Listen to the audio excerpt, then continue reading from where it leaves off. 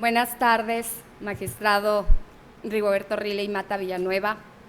magistrado electoral provisional en funciones Armando Javier Maldonado Acosta, maestro José Osorio Amezquita, secretario general de Acuerdos. Asimismo, saludo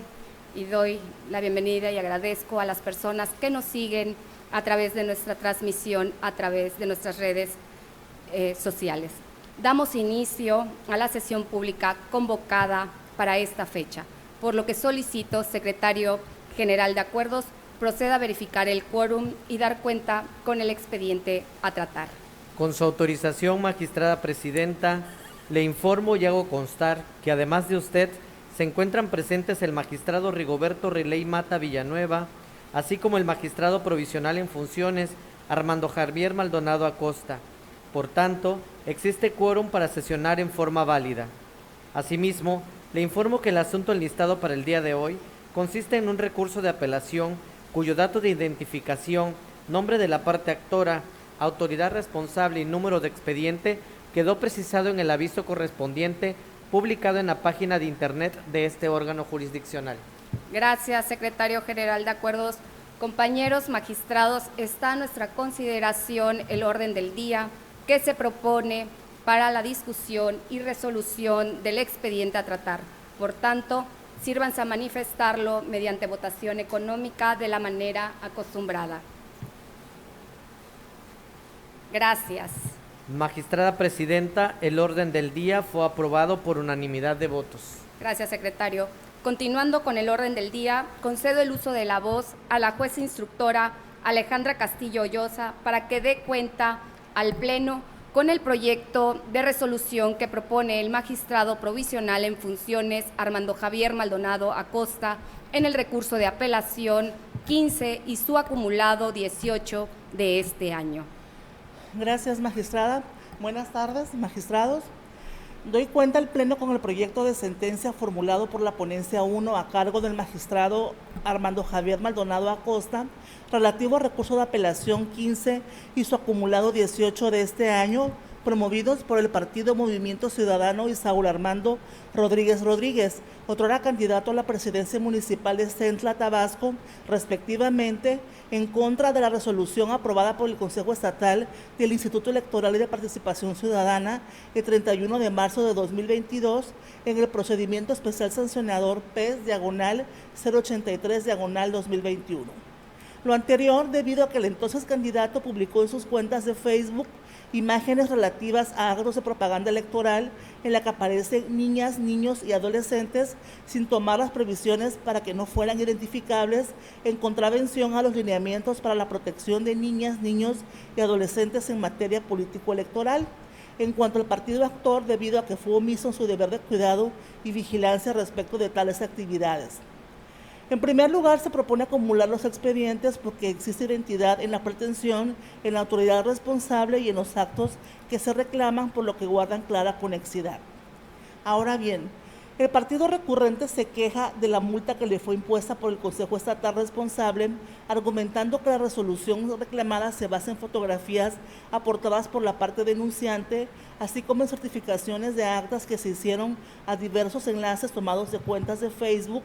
las cuales se le atribuyeron al entonces candidato a la presidencia municipal de Centla, sin que la autoridad tomara en cuenta que se trata de pruebas técnicas y por ende con valor indiciario, ya que no fueron concatenadas con otros elementos probatorios. Agravio que se propone declarar infundado toda vez que las impresiones fotográficas insertas en el escrito de denuncia, si bien es cierto, tienen valor indiciario en tanto están catalogadas legalmente como pruebas técnicas. Es preciso puntualizar que sí fueron adminiculadas con otros medios de prueba, en específico con el acta circunstanciada de 20 de mayo de 2021, que se elaboró precisamente con motivo de la inspección a los vínculos electrónicos proporcionados por el partido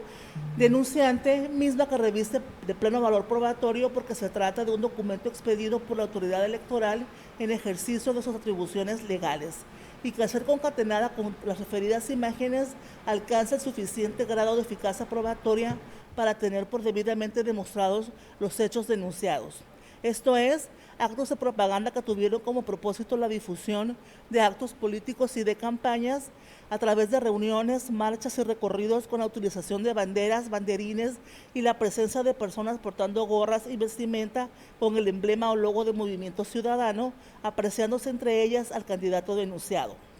Publicaciones que fueron difundidas en diversos días de abril y mayo de 2021, es decir, durante la etapa de campañas electorales en las que se observa a niñas, niños y adolescentes reconocibles a pesar de portar cubrebocas sin que el actor acreditara contar con las autorizaciones parentales correspondientes. El partido recurrente también refiere que aún en el supuesto sin conceder que resultaren ciertos los hechos, la multa es excesiva y desproporcional porque la responsable no consideró que no es reincidente y porque no se tomaron en cuenta otros elementos de los que se desprende la gravedad o levedad de la infracción, de modo que en todo caso considera que le corresponde una amonestación pública. Contrario a lo que aduce el partido político, la responsable sí ponderó que no tiene la calidad de reincidente, ya que no existen los archivos del IEPCT antecedente o resolución firme emitida por el Consejo Estatal en la que le hubieran sancionado por la misma conducta.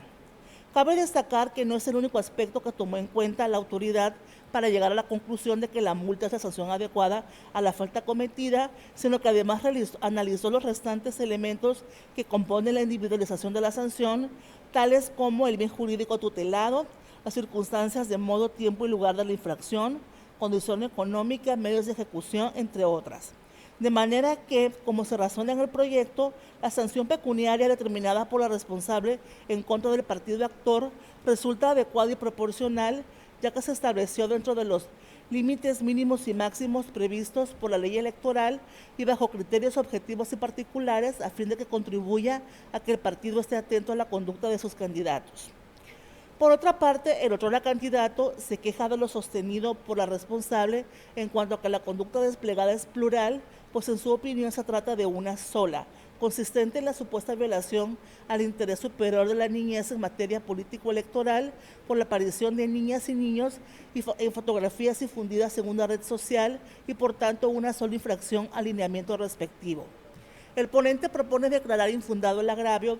porque si bien la conducta sancionable es una, es decir, la publicación en redes sociales de imágenes donde aparecen niñas y niños y respetar las directrices establecidas en los lineamientos aplicables, no se trató de una sola fotografía o publicación que haya sido compartida en diferentes momentos, sino de una serie de publicaciones a través de las cuales se difundieron imágenes y textos relacionados directamente con los actos proselitistas del otro candidato que fueron subidas a sus cuentas de Facebook en 10 diferentes días de abril y mayo y que se mantuvieron por lo menos hasta el dictado de la medida cautelar, esto es el 21 de mayo. Como igualmente se propone declarar infundado el agravio relativo a que las niñas y los niños que aparecen en las publicaciones no tienen una aparición directa o trascendental, pues se parece que fue de manera incidental, ya que algunos de ellos iban tomados de las manos o sostenidos en brazos de personas adultas, presumiblemente sus progenitores o tutores, por lo que en opinión del actor es dable afirmar que fueron llevados a los eventos y por tanto su aparición en las publicaciones es meramente circunstancial. Sin embargo, de manera adversa a lo que afirma el recurrente, la responsable se tomó en cuenta y analizó las circunstancias que lo llevaron a concluir en qué casos la aparición de niñas y niños en la propaganda fue directa y en aquellos que fue incidental, sin dejar de observar que en efecto algunas de esas imágenes revelan que las niñas y los niños estaban acompañados de personas adultas, presumiblemente madres, padres o de quienes ejercen la patria potestad, situación que además de no haber demostrado el actor, tampoco es suficiente para considerar que se protegió el interés superior de la niñez y relevarlo de su obligación de presentar los consentimientos y la evidencia de la opinión informada de las niñas y los niños. Finalmente, el actor se duele que la responsable no acreditó fehacientemente su capacidad económica, toda vez que únicamente se apoyó en el formulario de aceptación de candidatura, el cual no es el documento idóneo para tal fin, porque se trata de un documento que contiene sus datos privados y personales,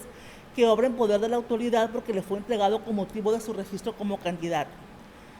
En concepto de la ponencia, el agravio es fundado y suficiente para revocar la resolución impugnada, para efectos de que la responsable dicte otra en la que, dejando intocadas el resto de las consideraciones, reindividualice la sanción impuesta al ciudadano Saúl Armando Rodríguez Rodríguez, debiendo considerar la capacidad económica del recurrente, no solo con los elementos que obran en el expediente, sino llegándose de mayores elementos para establecer su capacidad económica.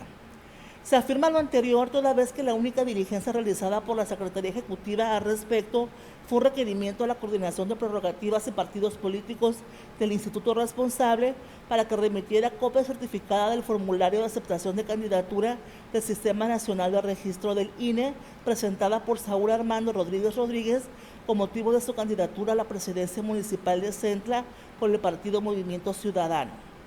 Al respecto, resulta pertinente señalar que el formulario, como evidencia de la capacidad económica del actor, no es un documento idóneo para acreditar ese elemento indispensable para pagar la sanción económica, ya que se trata de una manifestación unilateral y su objeto principal no es dar cuenta de sus ingresos, sino que se trata de una serie de datos de carácter informativos que las personas candidatas proporcionan al INE.